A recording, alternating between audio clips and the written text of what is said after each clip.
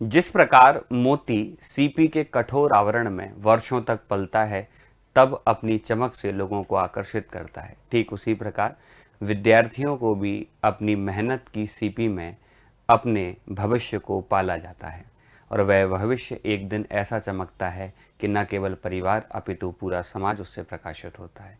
जय हिंद साथियों, स्वागत है आप सभी विद्यार्थियों का एमपीपीएससी उत्कर्ष के इस ऑनलाइन प्लेटफॉर्म पर।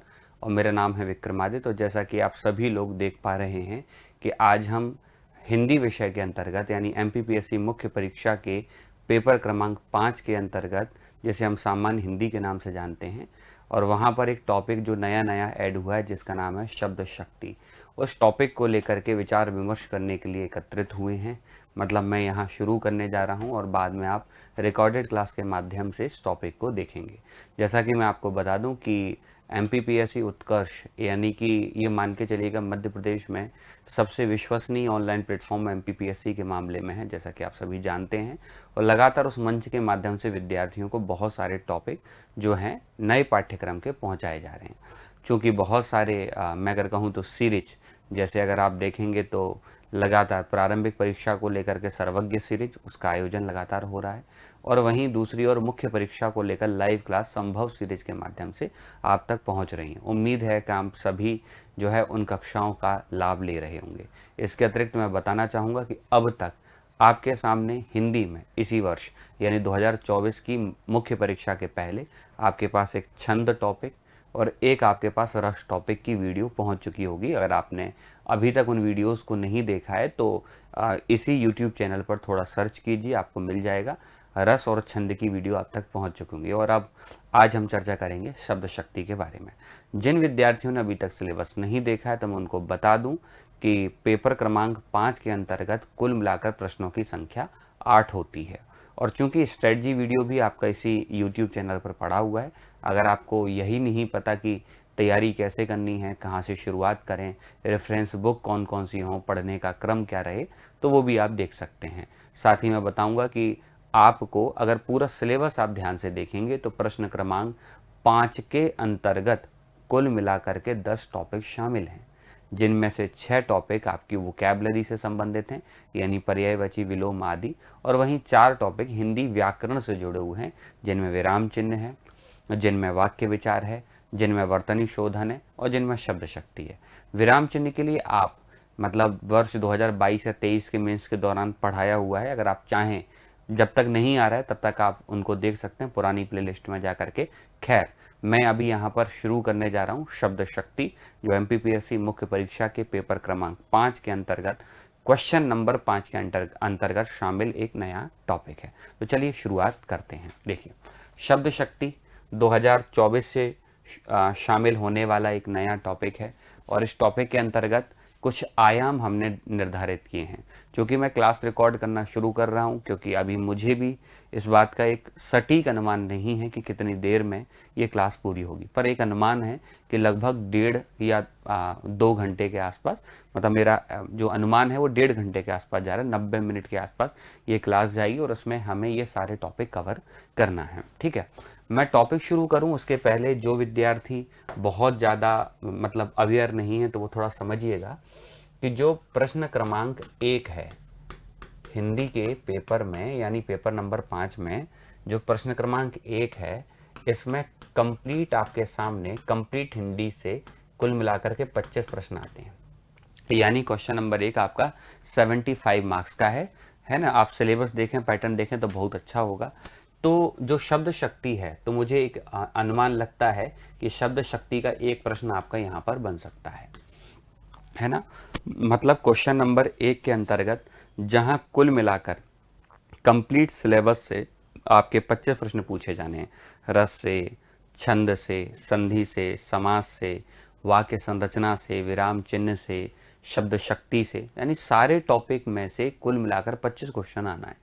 तो यहाँ पर हम एक पॉसिबल एक आइडिया यहाँ पर है, एक पॉसिबिलिटी है यहाँ पर कि भाई 25 में से एक क्वेश्चन शब्द शक्ति का यहाँ पर बन सकता है 3 मार्कर में। ठीक है, और इसके अलावा आप जानते हैं कि जो क्वेश्चन नंबर 5 है, इस क्वेश्चन नंबर 5 के अंतर्गत कुल मिलाकर 10 टॉपिक हैं और 10 ही क्वेश्चन आना है 2 मार्कर, यानी 10 टॉपिक हैं और 10 2 मार्कर क्वेश्चन आने हैं, 20 नंबर का क्वेश्चन नंबर 5 है।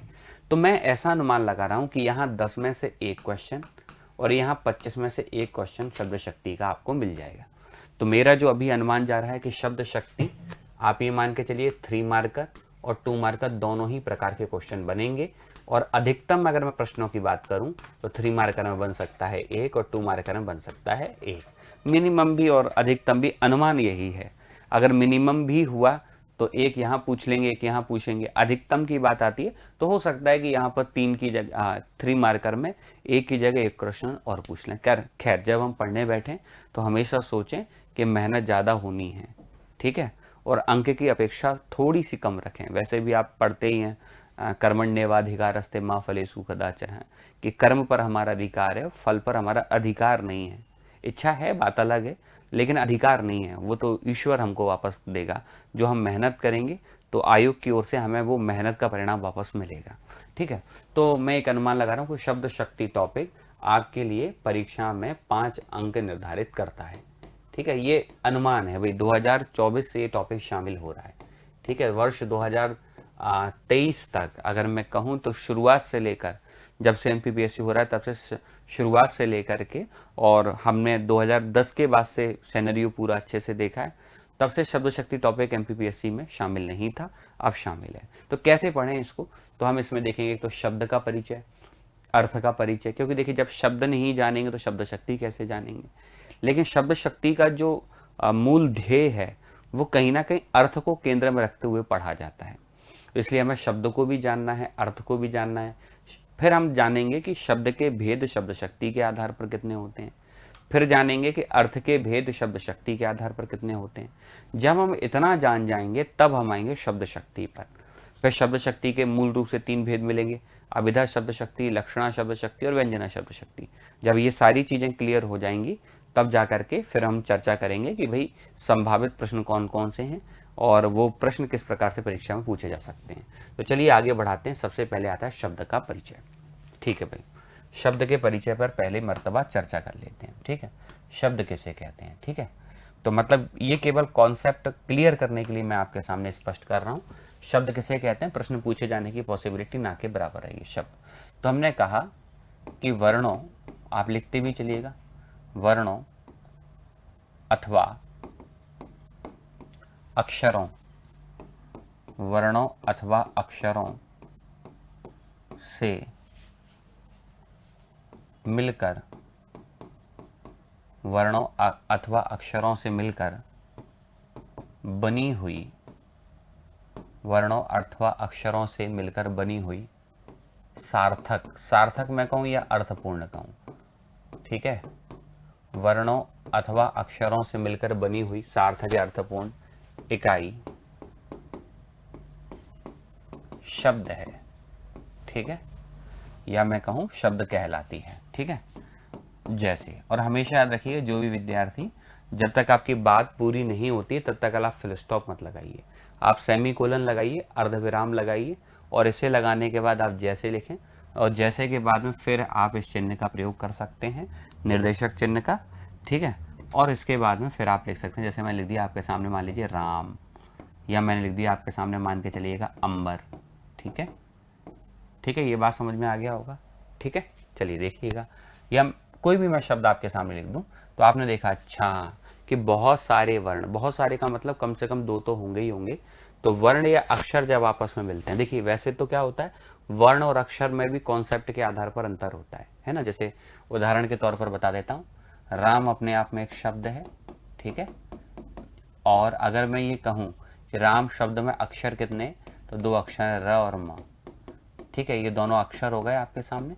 और मैं कहूँ वर्ण कितने हैं, तो मैं लिखूंगा र में छिपा हुआ है आ और मैं में छिपा हुआ है अ, ठीक है। इसे कहा जाता है, इस इकाई को कहते हैं वर्ण, ठीक है।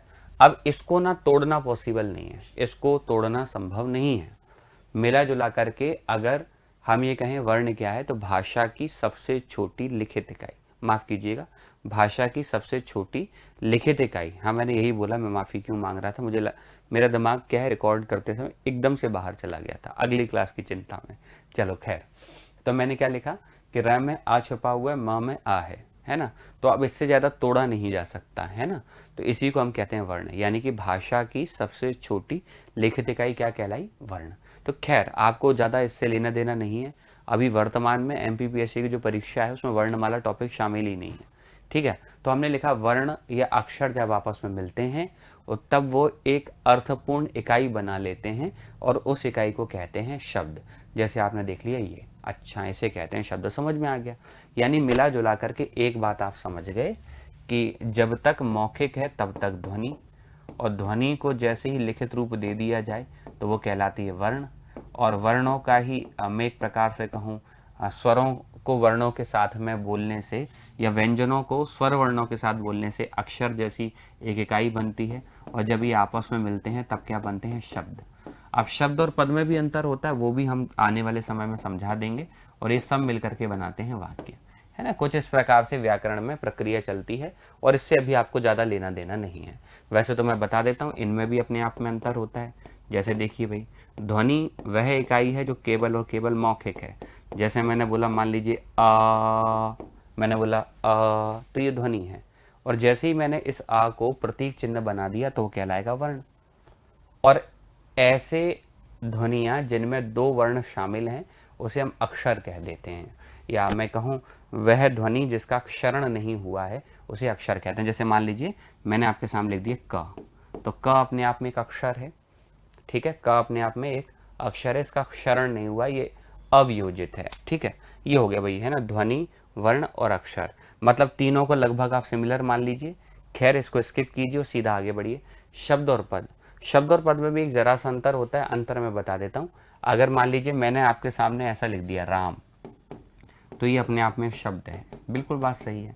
मैंने अब लिख दिया आपके सामने वह राम का उपासक है, ये मैंने लिख दिया वह राम का उपासक है, ठीक है। अब अगर मैं बोलूं कि राम को हम क्या कहें, तो अब हम राम को शब्द नहीं कह सकते, क्योंकि राम जो शब्द है वो अपने आप में वाक्य में प्रयोग हो चुका है, और जैसे ही शब्द वाक्य में प्रयोग होता है तो उसे क्या कहने लग जाते हैं? पद। तो ये बात लगभग आपको समझ में आई होगी। वर्णों या अक्षरों से मिलकर बनी हुई अर्थपूर्ण इकाई क्या कहलाती है? शब्द। बस इतना आपको याद रखना है। इसके अलावा क्या वर्ण है, क्या अक्षर है, इस टॉपिक में इसकी कोई उपयोगिता नहीं है। चलिए, तो हमने सबसे पहला पॉइंट एकदम क्लियर कर लिया कि शब्द किसे कहते हैं। तो प्रिय विद्यार्थियों जवाब दीजिए, क्या लिखेंगे? बोलिए। वर्णों या अक्षरों, बोलो। वर्णों या अक्षरों से मिलकर, वर्णों या अक्षरों से मिलकर बनी हुई सार्थक, सार्थक मतलब अर्थपूर्ण, मीनिंगफुल इकाई क्या कहलाती है? शब्द कहलाती है। बिल्कुल बात क्लियर हो गई। अब जानते हैं कि अरे शब्द तो समझ में आ गया, अर्थ किसे कहते हैं, ठीक है। तो अर्थ किसे कहते हैं, इसके लिए मैं आपको ऐसे समझाता हूँ, समझिएगा। देखिए, एक सबसे बड़ी बात ये होती है कि अगर मान लीजिए मैंने एक शब्द आपके सामने, कोई भी शब्द बोल दिया, है ना, उदाहरण के तौर पर मान लीजिए मैंने आपके सामने शब्द बोला अंबर, तो है ना, जैसे ही मैंने अंबर शब्द बोला तो आपके दिमाग में, ज़्यादातर विद्यार्थियों के दिमाग में एक इमेज बनी होगी, अंबर मतलब आसमान। लेकिन हो सकता है आप में से कई विद्यार्थियों का हिंदी विषय या हिंदी लैंग्वेज पर पहले से कमांड हो, उनके दिमाग में कपड़ा यानी वस्त्र भी आया होगा, है ना।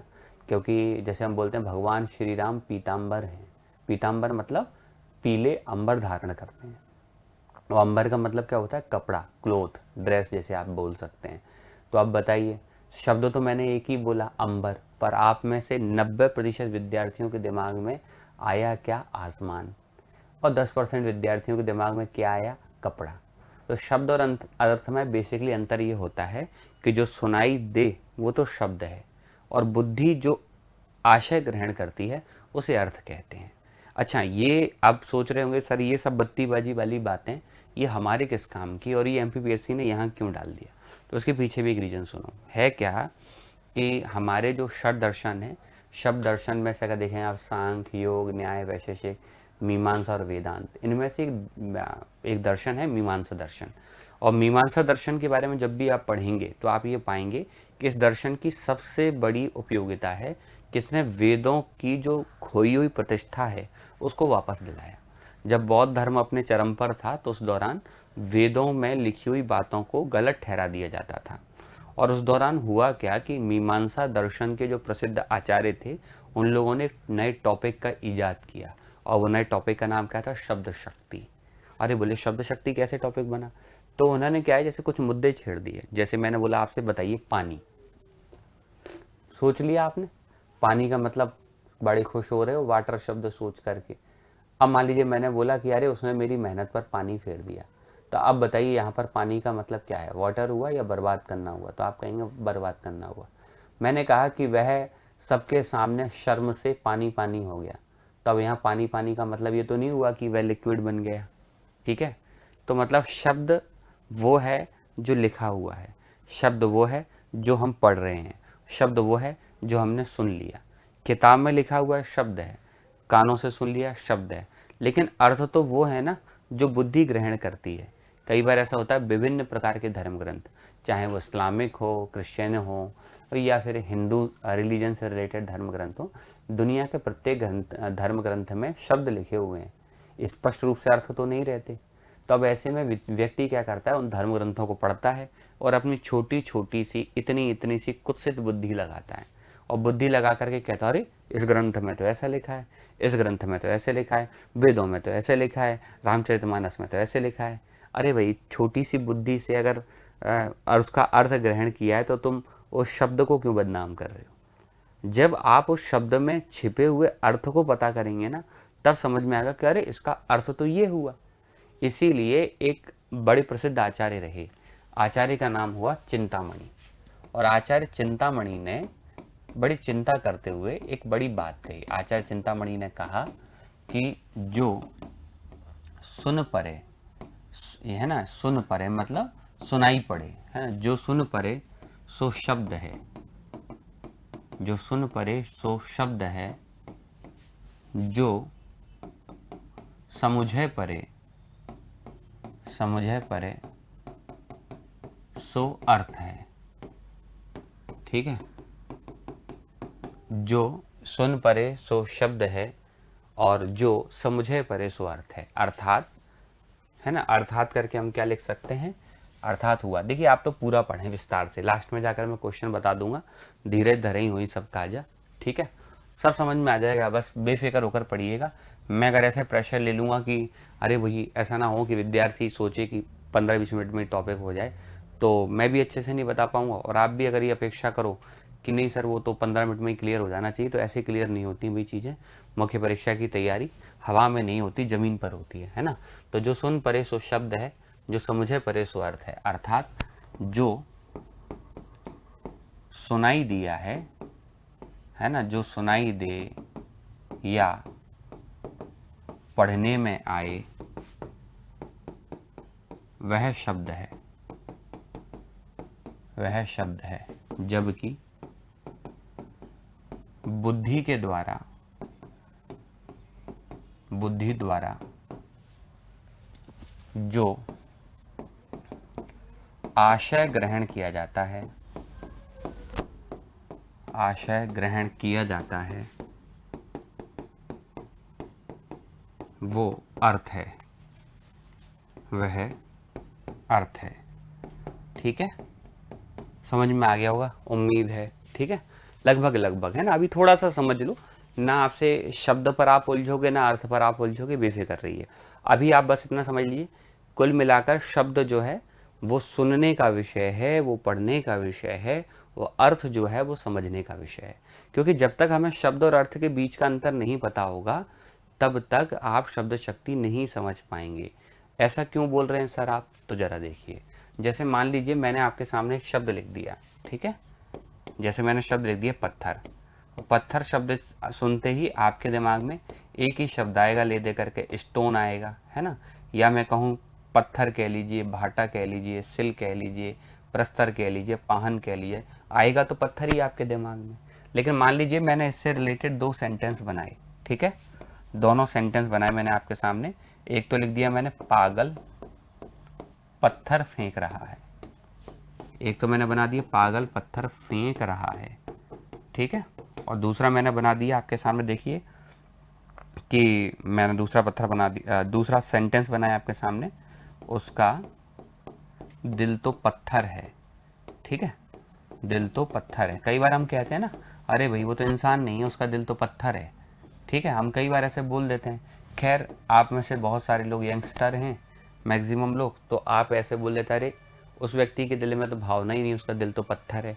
और बाकी अगर आप देखेंगे तो कई बार बोलते अरे भाई इसको अभी भी दया नहीं है, दिल है कि पत्थर है। तो जरा सोच कर देखिएगा, पागल पत्थर फेंक रहा है, तो यहाँ पर तो जो पत्थर शब्द है, इस शब्द का मतलब अपने आप में स्टोन ही हुआ, बिल्कुल बात सही है। लेकिन दूसरे के अंतर्गत देखें तो उसका दिल तो पत्थर है, तो यहाँ पत्थर का अर्थ स्टोन तो नहीं है, यहाँ पत्थर का सेंस क्या निकल रहा होगा, कठोर। तो यही तो अंतर है। अब मान के चलिएगा कि कोई एक छोटा सा बच्चा है जो लोग जीवन में ज़्यादा भी परिपक्व नहीं हुआ है, तो पत्थर का मतलब पत्थर ही समझेगा। अरे बोले पापा उसका दिल नहीं है, उसका पत्थर है, मतलब वो यहाँ धड़कता नहीं, वो तो पत्थर होगा। अरे भाई सोसाइटी में जब व्यक्ति रहेगा तब तो बुद्धि का विकास होगा, तब तो वो समझ पाएगा ना कि उसका दिल तो पत्थर है। मैं पत्थर का मतलब स्टोन नहीं है, पत्थर का मतलब है कठोरता से, ऐसा हृदय जिसमें फीलिंग्स नहीं है, जिसमें दया नहीं है, करुणा नहीं है, प्रेम नहीं है, त्याग नहीं है, मानवता नहीं है, उसको बोलेंगे। तो ये लगभग लगभग आपको समझ में आ गया होगा। अरे मिला जुला करके दो बातें तो सर हमने क्लियर कर ली, एक है शब्द और एक है अर्थ, दोनों बातें क्लियर हो गई। ठीक है, अब देखिए भाई, है ना, शब्द किसे कहते हैं, तो आप क्या बताएंगे, बोलिए। वर्णों या अक्षरों से मिलकर बनने वाली इकाई शब्द कहलाती है। अब बताइए अर्थ किसे कहते हैं, तो आप कहेंगे बुद्धि के द्वारा जो आशय, आशय मतलब तात्पर्य यानी कि मीनिंग, है ना, मीनिंग नहीं लिख सकते, मीनिंग मतलब तो इंग्लिश टर्म हो गया। आप क्या लिखेंगे, बुद्धि के द्वारा जो आशय ग्रहण किया जाए उसे हम अर्थ कहते हैं। चलिए अब बताइए, जीवन में शब्द की प्रधानता ज़्यादा कि अर्थ की। देखिए ज़्यादा प्रधानता जो है ना वो अर्थ की है ना। आपने देखा होगा कि जैसे मैं एक एग्जांपल बता रहा हूँ, जैसे मान लीजिए बलि शब्द था, है ना, बलि शब्द था, तो बलि शब्द का शाब्दिक अर्थ होता है उपहार, है ना, गिफ्ट होता है। बलि शब्द का शाब्दिक अर्थ क्या होता है, उपहार। वैदिक काल में जब भी कभी, है ना, कोई त्योहार आता था तो आम जनता क्या करती थी, अपने राजा को बलि देती थी, बलि मतलब उपहार। अब समय के साथ साथ शब्द वही मिला कि यार बलि होनी चाहिए, बलि देनी चाहिए, उपहार देना चाहिए, लेकिन अब उपहार की जगह पर बलि मतलब पशुओं को काटना हो गया। तो लोगों ने क्या किया, शब्द पर तो ध्यान दिया लेकिन शब्द के अर्थ पर ध्यान नहीं दिया, अपनी मर्जी से जो मन में आया वो उन्होंने सोच लिया, और ऐसे ही समाज जो है वो पतन की ओर चला गया। तो ऐसे ही कुल मिलाकर मैं कहूँगा कि मीमांसा दर्शन के जो आचार्य होते थे वो बौद्ध भिक्षुओं को बुलाते थे, बोले आओ चलो शास्त्रार्थ करते हैं। और धीरे धीरे उन बौद्ध भिक्षुओं को क्या करते थे, मीमांसा दर्शन के आचार्य, एक समय था शास्त्रार्थ करते समय ये बता देते थे कि तुम शब्दों पर खेल रहे हो, शब्दों पर नहीं, वेदों में शब्द से ज़्यादा अर्थ की महत्ता है। तो वो ऐसा करके कहीं ना कहीं वेदों का जो खोया हुआ वर्चस्व था, वेदों का जो नाम खराब हो रहा था, उस बात को बचाने में मीमांसक जो है कामयाब रहे। तो ठीक है ना, हमने क्या जान लिया, वर्ण या अक्षर से मिलकर बनने वाली इकाई शब्द कहलाती है ना, और हमने जाना कि जो बुद्धि के द्वारा आशय या तात्पर्य ग्रहण किया जाए उसे अर्थ कहते हैं। अब देखिए दो बातें आती हैं, है ना, पहला तो ये शब्द शक्ति के आधार पर शब्द के कितने भेद हैं, है ना। अब देखो बिल्कुल ध्यान से सुनिएगा, स्टेप बाई स्टेप आगे बढ़ रहे हैं, अचानक से नहीं पढ़ सकते आप, ठीक है। अब हम आगे बढ़े, हमने जाना शब्द शक्ति के आधार पर शब्द के भेद। देखिए शब्द शक्ति के आधार पर जब शब्द के भेद आप पढ़ेंगे तो आप तीन शब्दों को याद कर लीजिए। देखिए शब्द शक्ति एक ऐसा टॉपिक है जो पूरी तरीके से आपको तभी समझ में आएगा जब टॉपिक का अंत होगा, है ना, क्योंकि यहाँ पर ना चीज़ें बहुत कोरिलेट होंगी। ठीक है, परिभाषा बनाने के लिए ना मुझे मेहनत करनी पड़ेगी, मैं एकदम ऐसी एकदम सरल सी बहुत ही घिसी पीटी टाइप परिभाषा नहीं बनाना चाह रहा हूँ। शब्द शक्ति के आधार पर शब्द तीन टाइप के मिलेंगे आपको, है ना।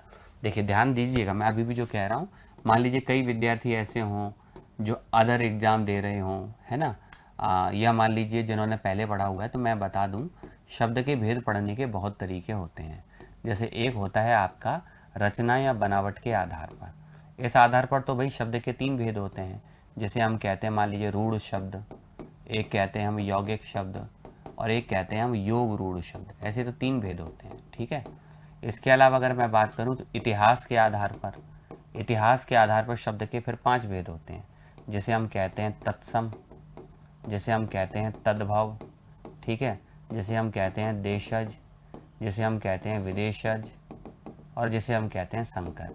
ये भी काम का नहीं है, ठीक है, यहाँ काम का नहीं है। ऐसे ही ध्यान दीजिएगा। मैं अगर कहूँ तो आपके सामने शब्द शक्ति के आधार पर, है ना, और एक और बता देता हूँ, विकार या परिवर्तन के आधार पर शब्द के दो भेद होते हैं, एक होता है विकारी और एक होता है अविकारी। देखिए ये तो मैंने उन विद्यार्थियों को बता दिया जो पहले पढ़े हुए हैं कभी ना कभी। देखिए ये आयाम जो है वो व्याकरण के लिए ज़रूरी है, शब्द शक्ति में ज़रूरी नहीं है। तो अभी हम इस पर काम नहीं करेंगे, हमें शब्द के भेद नहीं जानना है, हमें रचना के आधार पर शब्द के भेद नहीं जानना है, हमें इतिहास के आधार पर शब्द भेद नहीं जानना है, हमें विकार या परिवर्तन के आधार पर शब्द भेद नहीं जानना है। हमें जानना है केवल और केवल शब्द शक्ति के नज़रिए से, शब्द शक्ति के आधार पर शब्द के भेद। अब वो आपको कितने भेद मिलेंगे? 3। ठीक है, अब कौन कौन से 3 भेद मिलेंगे, मैं तीनों के नाम लिख रहा हूँ, नाम देखिएगा। एक मिलेगा आपको वाचक शब्द, वाचक शब्द, ठीक है। एक मिलेगा आपको लक्षक शब्द। ये देखिए तीनों अपने आप में प्रश्न है, वाचक शब्द किसे कहते हैं, लक्षक शब्द किसे कहते हैं और व्यंजक शब्द किसे कहते हैं, ना, तीनों को देखिएगा, है ना, देखिएगा भाई, है ना, व्यंजक शब्द किसे कहते हैं। ये तीनों अपने आप में आपके सामने मैं अगर कहूँ शब्द शक्ति के, ये बन सकता है आपका 2 मार्कर में या 3 मार्कर में, दोनों में ही ये क्वेश्चन बन सकता है कि शब्द शक्ति के आधार पर शब्द के कितने भेद हैं। तो शब्द शक्ति के आधार पर शब्द के भेद हो गए 3, वाचक शब्द, लक्षक शब्द और व्यंजक शब्द। मतलब क्या हुआ तीनों का? तो जो भी विद्यार्थी क्लास को देख रहे हैं, मैं अभी भी कह रहा हूँ कि शब्द शक्ति टॉपिक आपको पूरी क्लास ध्यान से देखनी पड़ेगी, तभी एकदम क्लियर होगा। अगर आपने जल्दबाजी की या कोशिश करी कि भाई ये कॉन्सेप्ट उलझा हुआ है, एकदम लास्ट में जाकर सारी क्लियरिटी हो पाएगी, है ना। तो थोड़ा सा धीरज रखिएगा, है ना। देखो हमने क्या कहा, शब्द शक्ति के आधार पर शब्द के 3 भेद हैं, वाचक शब्द, लक्षक शब्द और व्यंजक शब्द। अच्छा, मैं तीनों में बस केवल और केवल एक बात बताना चाहूँगा, वाचक शब्द वो रहेगा जिस शब्द में अभिधा शब्द शक्ति होगी। हाँ, अभी मैं जानता हूँ कि जहाँ पर आपको यही नहीं पता कि सर शब्द शक्ति क्या है, जहाँ आपको यही नहीं पता कि अभिधा शब्द शक्ति क्या है, वहाँ धीरज रखना थोड़ा कठिन काम है, लेकिन रखना पड़ेगा, ठीक है। लक्षक शब्द वो होगा जिसमें शब्द शक्ति कौन सी होगी, लक्षणा, ठीक है। और व्यंजक शब्द वो होगा जहाँ पर शब्द शक्ति होगी आपकी व्यंजना, ठीक है। आप ध्यान से देखिएगा, मैं थोड़ा सा बता देता हूँ हल्का सा, ठीक है। आप तो केवल और केवल अभी तीनों शब्दों के नाम याद रखिएगा। जैसे मान लो मैंने आपके सामने 2 सेंटेंस लिखे, है ना। एक लिखा मैंने आपके सामने, शेर जंगल का राजा है, ठीक है। मैंने आपके सामने एक ये सेंटेंस लिख दिया, और दूसरा मैं लिख दिया आपके सामने, भगत सिंह शेर थे। ये मैंने इतना लिख दिया, 2 सेंटेंस लिख दिए, शेर जंगल का राजा है और दूसरा मैं लिख दिया आपके सामने कि भगत सिंह शेर थे। अब मुझे लगता है ये दोनों बात आपको लगभग समझ में आ चुकी होंगी। देखिए पहला क्या लिखा हुआ, शेर जंगल का राजा है, और दूसरा क्या लिखा हुआ, भगत सिंह शेर थे। ये 2 बातें लिख दी हैं भाई आपके सामने, ठीक है। दोनों को देखिएगा, ठीक है। अब देखो, अब मैं आपसे पूछना चाहूँगा, है ना, बिल्कुल आराम से देखिए, रिलैक्स होकर देखिएगा। दोनों में से मैं कहूँ कि एक है सेंटेंस नंबर 1 और सेंटेंस नंबर 2। दोनों ही सेंटेंस में कहाँ पर शेर का मतलब लॉइन है और कहाँ पर शेर का मतलब ब्रेव है, यानी कहाँ पर शेर शब्द जानवर सूचक है और कहाँ पर शेर शब्द बहादुरी का सूचक है। तो उम्मीद है आपको समझ में आ गया होगा कि शेर जंगल का राजा है, तो यहाँ पर शेर जो शब्द है ये लॉइन शब्द का प्रतीक है, यानी कि जानवर का प्रतीक है। जबकि यहाँ देखें कि भगत सिंह शेर थे, तो यहाँ शेर का मतलब है बहादुर से, ब्रेव से, यानी कि देशभक्त से, है ना। अब आप समझिए, अरे अब आपने देखा शब्द तो एक ही है। कोई कहता है शब्द और अर्थ में क्या अंतर है, तो शब्द और अर्थ में यही तो अंतर है। शब्द वो है जो आपने पढ़ लिया, सुन लिया, ये शब्द है, और जो आपकी बुद्धि ने जो आशय ग्रहण किया वही तो अर्थ है। और यहाँ पर आपने जान लिया होगा कि शेर शब्द का अर्थ जानवर है, और यहाँ शेर का अर्थ बहादुर है। अब बस मैं जो बोलना चाहूँ ध्यान दीजिएगा। मैंने कहा कि ऐसा स्थान, या मान लीजिए मैंने कहा कि वह शब्द जिसका सामान्य अर्थ ग्रहण किया जा रहा है उसे वाचक शब्द कहते हैं। क्या कहा मैंने? वह शब्द जिसका सामान्य अर्थ ग्रहण किया जा रहा है उसे वाचक शब्द कहते हैं। और वह शब्द जिसका विशेष अर्थ ग्रहण किया जा रहा है उसे लक्षक शब्द कहते हैं।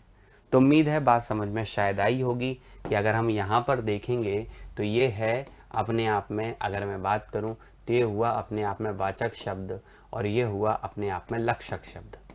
ये दो बातें तो आपको समझ में आई होंगी, ठीक है। चलिएगा लगभग समझ, हाँ मुझे पता है कि अभी मैंने व्यंजक शब्द नहीं समझाया, पर मैं समझा दूंगा, धीरज रखिएगा। चलिए पहला मैं वापस से पूछता हूँ, बताइए शब्द पहले बताइए कौन सा पेपर पढ़ रहे हैं? Paper number 5, question number 5। Question number 5 में कितने टॉपिक हैं? 10।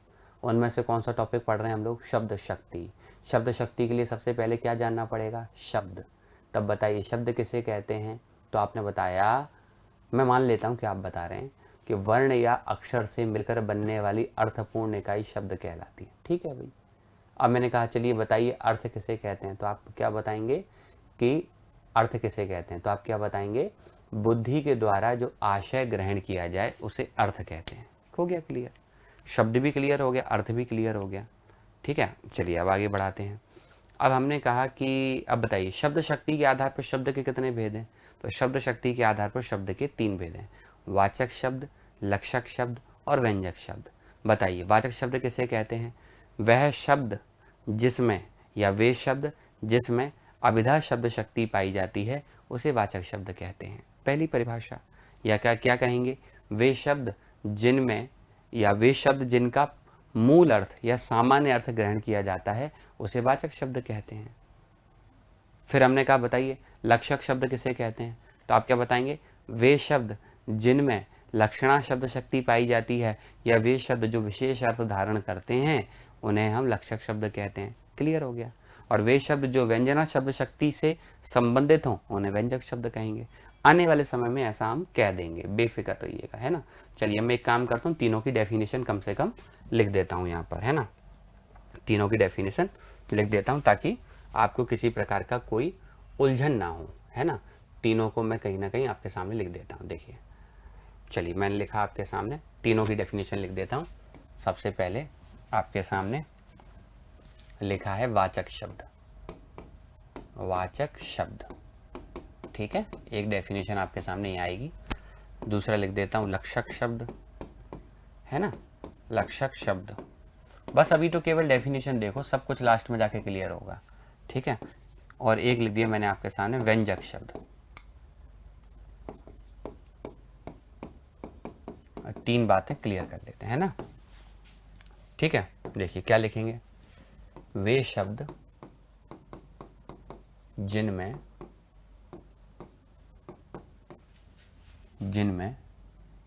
अभिधा, ठीक है, वे शब्द जिनमें अभिधा शब्द शक्ति होती है ना, अभिधा शब्द शक्ति होती है, ठीक है, ठीक है। या मैं ऐसे लिख देता हूँ वे शब्द, हाँ ठीक है लिख देते हैं, ऐसे लिख देते हैं अभिधा शब्द शक्ति, अभिधा शक्ति होती है, ठीक है। शब्द शक्ति भी लिख सकते हो, कोई फर्क नहीं पड़ता, ठीक है। अभिधा शब्द शक्ति होती है, ठीक है। चलिए पहला तो हमने ये लिख दिया।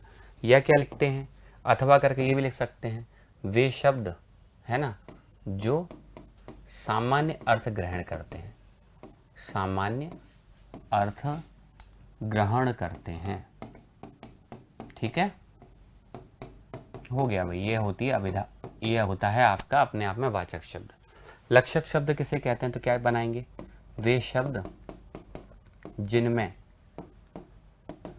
जिनमें लक्षणा शब्द शक्ति होती है, लक्षणा शब्द शक्ति, वे शब्द जिनमें लक्षणा शब्द शक्ति होती है, ठीक है, ये हो गया।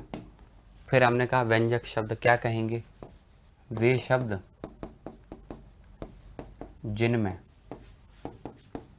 व्यंजना शब्द शक्ति होती है। लो बना दिए भाई, ठीक है। अभी तो केवल जुगाड़ करो, मतलब लिखने में डाउन ना हो पाओ आप, बस इतना लिख दो, ये तीनों चीज़ें एकदम क्लियर हो जाएंगी, टेंशन ही मत लेना। चलिए तो आपने जान लिया कि शब्द शक्ति के आधार पर शब्द के आपके सामने 3 भेद होते हैं। कौन कौन से होते हैं भाई? 3 शब्द। तो एक तो बताया, एक टाइप होता है वाचक शब्द, दूसरा होता है आपके सामने लक्षक शब्द, और तीसरा होता है आपके सामने व्यंजक शब्द। ठीक है, ये 3 टाइप हो गए। क्लियर बात समझ में आ गई होगी। माफ कीजिए। ठीक है, ये भी क्लियर हो गया। अब बताइए, 3 बातें क्लियर हो गई, वापस से रिवीजन करो। बताइए टॉपिक कौन सा पढ़ रहे हैं? शब्द शक्ति। शब्द किसे कहते हैं? वर्णों या अक्षरों से मिलकर बनने वाली अर्थपूर्ण इकाई शब्द कहलाती है। अर्थ किसे कहते हैं? बुद्धि के द्वारा, अरे भाई बुद्धि के द्वारा ही तो ग्रहण करेंगे, बुद्धि के द्वारा जो आशय या तात्पर्य ग्रहण किया जाए उसे अर्थ कहते हैं। ऐसा नहीं लिखोगे आप। कैसे नहीं लिखोगे? कि बुद्धि के द्वारा जो अर्थ ग्रहण किया जाए उसे अर्थ कहते हैं। अरे ये कौन सी परिभाषा हुई? आप क्या बताएंगे? बुद्धि के द्वारा जो आशय, अर्थ को ही अर्थ कहते हैं, ये कौन सी बात हुई भाई? बात समझ रहे हैं? जैसे आपसे पूछा आप पिता का नाम बताइए, तो आप कहें पिता मतलब पिता, तो भाई नाम तो बताना पड़ेगा। ऐसे आपसे पूछा अर्थ किसे कहते हैं, आप क्या बताओगे? बुद्धि के द्वारा जो आशय ग्रहण किया जाए उसे अर्थ कहते हैं। हो गया भाई क्लियर। अब बताइए शब्द शक्ति के आधार पर शब्द के कितने भेद हैं? तो आपने कहा शब्द शक्ति के आधार पर शब्द के 3 भेद हैं, वाचक शब्द, लक्षक शब्द और व्यंजक शब्द। बताइए वाचक शब्द किसे कहते हैं? जिसमें अभिधा शब्द शक्ति हो वही वाचक शब्द है, जिसमें लक्षणा शब्द शक्ति हो वो लक्षक शब्द है, और जिसमें व्यंजना शब्द शक्ति हो वह व्यंजक शब्द है। क्लियर, एकदम क्लियर कर दिया विद्यार्थियों ने भाई। 3 बातें एकदम क्लियर कर ली। अब आगे बढ़ा रहे हैं, है ना। क्लियर करने का मतलब सीख गए हैं थोड़ा थोड़ा, क्लियर तो बिल्कुल लास्ट में जाके होगा। अब शब्द शक्ति के आधार पर शब्द के भेदों की बात करने जा रहे हैं। अब शब्द शक्ति के आधार पर हम शब्द के भेद जानने जा रहे हैं। देखिए शब्द शक्ति के आधार पर माफ कीजिए अर्थ के भेद। तो अगर हम शब्द शक्ति के आधार पर अर्थ के भेद पता करें तो शब्द शक्ति के आधार पर अर्थ के भी 3 भेद होते हैं। अब बोले कौन कौन से भेद होते हैं सर? अर्थ के भी 3 भेद हैं। हाँ बिल्कुल 3 भेद हैं। तो अर्थ के 3 भेद होते हैं, कौन कौन से देखिएगा। एक होता है आपके सामने मूलार्थ। देखिए मूलार्थ शब्द को देखकर घबराइएगा नहीं, मूलार्थ कह लीजिए या इसे कह लीजिए प्रथमार्थ। ठीक है, ये इसका एक और अन्य नाम है वाच्यार्थ, है ना। घबराइएगा नहीं, ठीक है, घबराना मत, धीरज धरे ही वहीं सब काजा, सब कुछ क्लियर हो जाएगा, बेफिक्र रहिए। हमने कहा वाच्यार्थ। वाच्यार्थ में 2 शब्द हैं, एक है वाच्य और एक है अर्थ। मूलार्थ में भी 2 शब्द हैं, एक है मूल और एक है अर्थ। और प्रथमार्थ में भी 2 शब्द हैं, प्रथम और अर्थ। ठीक है, चलिए तो पहला तो मिलेगा आपको ये वाला प्रकार, है ना, यानी इस वाले प्रकार को अभी हम नाम दे देंगे। दूसरा मिलेगा आपको लक्ष्यार्थ, ठीक है, और या इसे हम कहेंगे द्वितीयार्थ। ये चलो छोड़ो, लक्ष्यार्थ ही ठीक है। और एक हमने कह दिया आपके सामने व्यंजार्थ, व्यंजनार्थ। व्यंजनार्थ कह लो या व्यंगार्थ कह लो, व्यंग्यार्थ, ये 3 शब्द चलते हैं। ठीक है, अब ध्यान से देखिएगा, मैं तीनों के बारे में आपको बताता हूँ, ये तीनों चीज़ें क्या हैं, सिचुएशन क्या है। जैसे हमने पहला लिया आपके सामने ये मूलार्थ, ठीक है,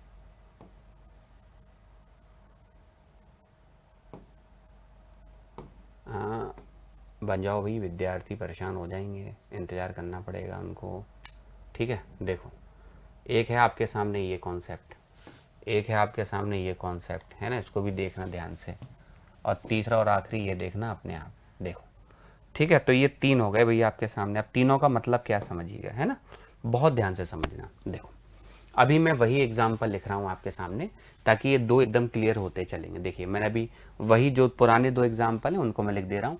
एक लिखा था मैंने आपके सामने, शेर जंगल का राजा है, ठीक है, जंगल का राजा है, ठीक है, ये लिख दिया। और एक सेंटेंस मैंने आपके सामने लिख दिया, शहीद भगत सिंह, ठीक है, भगत सिंह शेर थे। अब मैंने 2 सेंटेंस आपके सामने लिख दिए, है ना। अब आराम से कोशिश करिएगा, मतलब मेरे लिए भी थोड़ा कठिन होता है काम कि विद्यार्थी कितना समझ पा रहे कितना नहीं, तो मैं कोशिश तो करता हूँ अपनी ओर से। अब ईश्वर ही जानता है, आप जानते हो कि वो कोशिश कितनी सफल हो रही है। ठीक है, बस इतना याद रखिए, अगर कोशिश सफल हो रही है तो वीडियो को बहुत ज़्यादा विद्यार्थियों तक आप पहुँचा दीजिए, है ना। मतलब आपके जो कमेंट्स हैं वो मैं हमेशा देखता हूँ, मतलब मैं रिप्लाई नहीं करता हूँ, रिप्लाई अपनी प्रॉपर एक टीम करती है, पर मैं देखता हूँ। मैं इसलिए देखता हूँ कि विद्यार्थियों को कहाँ परेशानी आ रही है और इसके अलावा क्या और बेहतर कर सकते हैं, है ना। मैंने कमेंट बॉक्स में देखा लगातार कि विद्यार्थियों को कहना है कि सर शब्द शक्ति करा दीजिए, शब्द शक्ति करा दीजिए, तो ठीक है शब्द शक्ति कर लेते हैं, क्योंकि उत्कर्ष जैसा एक विश्वसनीय ऑनलाइन प्लेटफॉर्म और विश्वसनीयता इस बात में निहित है कि विद्यार्थी कितना संतुष्ट रहते हैं। ठीक है, तो इसी कारण से ये टॉपिक लेकर के आ गए। ठीक है, और लगातार आपने देखा होगा कि पेपर 4 में जो पार्ट ए है उसमें हमने भगवद गीता और इसके अलावा आप देखेंगे तो पूरी जो इकाई सेकंड है, राष्ट्र की अवधारणा, शक्ति, घटक, इन सब पर हम लोग लगातार चर्चा करी है। और कई विद्यार्थी क्लास को बाद में देखेंगे तो आप पाएंगे कि मतलब वो क्लासेस जा चुकी है संभव सीरीज के माध्यम से। इसके अलावा अवनीश सर लगे हुए हैं, विजय पटेल सर लगे हुए हैं, बीच बीच में धनंजय सर आते रहते हैं, है ना, अनमोल पाठक सर आते रहते हैं, है ना, अनुपम सर इकोनॉमी को लेकर आते रहते हैं। SR के सर ने प्रीलिम्स के दौरान भी काफ़ी मैराथन सीरीज दी थी, बीच बीच में जब भी ज़रूरत आन पड़ती है तो वो भी विद्यार्थियों के लिए टॉपिक लेकर आ जाते हैं। तो पूरी टीम आपके लिए कहीं ना कहीं, प्रदीप सर लगे हुए हैं, सारे टीचर आपके लिए लगे हुए हैं। और हम जानते हैं कि बाद में जब चर्चा होती है बोले जो भी देंगे वो बेहतर देंगे, ऐसी विचारधारा पूरी टीम रखती है। देखिए ये लिखा हुआ शेर जंगल का राजा भगत सिंह शेर थे। सबसे पहले मैं आप लोगों से पूछूं कि बताइए शेर शब्द कैसा शब्द है, तो आप बोलेंगे सर शेर शब्द तो वाचक शब्द है। बिल्कुल बात सही है, वाचक शब्द है। ठीक है, और अगर मैं यहाँ पर बात करूं तो शेर शब्द कैसा शब्द है, तो आप जानते हैं लक्षक शब्द है। अब मैं अगर आपसे कहूं कि अरे ये वाचक शब्द और यह लक्षक शब्द क्यों है, तो उसके पीछे का भी कारण बता देता हूँ। ये वाचक शब्द इसलिए है क्योंकि ये ना शेर शब्द के प्रथम अर्थ को धारण कर रहा है, प्रथम अर्थ को धारण कर रहा है। ठीक है, प्रथम मतलब जो उसका मूल अर्थ है, धारण कर रहा है।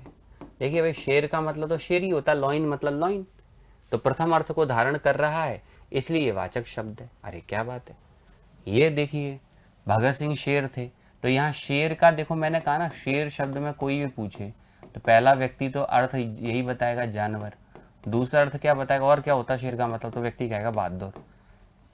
ये तो बताएगा भाई, किसी भी व्यक्ति से पूछो कि भैया शेर क्या होता है, तो कोई व्यक्ति कहेगा शेर जानवर होता है। बोले नहीं नहीं जानवर तो होता है, और भी बताओ अंदर जाके, तो व्यक्ति थोड़ा दिमाग लगाएगा, बोले सर शेर का मतलब बहादुर भी हो सकता है। तो शेर शब्द का प्रथम अर्थ तो जानवर है और शेर शब्द का द्वितीय अर्थ तो जो है बहादुर है। तो यहां पर देखिएगा कि मैं अगर कहूं, ध्यान से देखिएगा, पहले वाले इस वाक्य के अंतर्गत ये जो शेर है ये अपने आप में शब्द है। ध्यान से देखिए, ये शेर अपने आप में शब्द है, बिल्कुल बात सही है। पर अब यहां पर शेर का पहला ही अर्थ धारण कर रहे हैं, इसलिए शेर के अर्थ को हम कहेंगे वाच्यार्थ, मूलार्थ या प्रथमार्थ। ये लिखा है ना, देखिए प्रथमार्थ। हाँ, और जिस शब्द में ये अर्थ प्राप्त होगा उसे कहेंगे वाचक शब्द। चलिए मैं फिर से इसको एकदम क्लियर कर देता हूं, ध्यान दीजिएगा। मैंने कहा वाचक शब्द, वाचक शब्द के अर्थ को, वाचक शब्द के अर्थ को वाच्यार्थ, मूलार्थ या प्रथमार्थ कहते हैं। ठीक है, प्रथमार्थ कहते हैं। उम्मीद है क्लियर हो गया होगा। ठीक है, मतलब जैसे मान लीजिए, देखो मैं एक सेंटेंस बोलता हूँ, बिल्कुल ध्यान से देखिएगा। मैंने लिखा, जैसे मान लीजिए मैंने बोला यह पेन है, ठीक है, यह कलम है, ऐसे लेते हैं, यह कलम है या यह पेन है। अब मैंने कहा यह पेन है, आपने सुन लिया। अब मैंने बोला बताइए पेन क्या है, तो आपने बोला पेन शब्द है। अब मैंने पूछा बताइए पेन शब्द का अर्थ हमने उसका सामान्य अर्थ ही ग्रहण किया या कुछ विशेष निकल रहा है, तो आप कहेंगे सर पेन का अर्थ तो पेन ही है, सामान्य अर्थ है। अगर पेन का अर्थ सामान्य अर्थ ग्रहण किया तो उसी सामान्य अर्थ को ही तो हम कहते हैं वाच्यार्थ, मूलार्थ या प्रथमार्थ। मूलार्थ मतलब मूल अर्थ, सामान्य अर्थ जो होता है। प्रथमार्थ मतलब पहला मीनिंग, पहला अर्थ। और वाच्यार्थ मतलब जो बोला वही अर्थ है, घुमा फिरा कर बातें ही नहीं की आपने। तो जैसे मान लीजिए, फिर से मैं बोल देता हूँ, मान लीजिए मैंने कहा कि ये फ़ोन रहा, मैंने कहा ये क्या है, मैंने कहा आपने बोला कि, मैंने बोला यह मोबाइल है, तो आप समझ गए कि मोबाइल का मतलब क्या है, मोबाइल।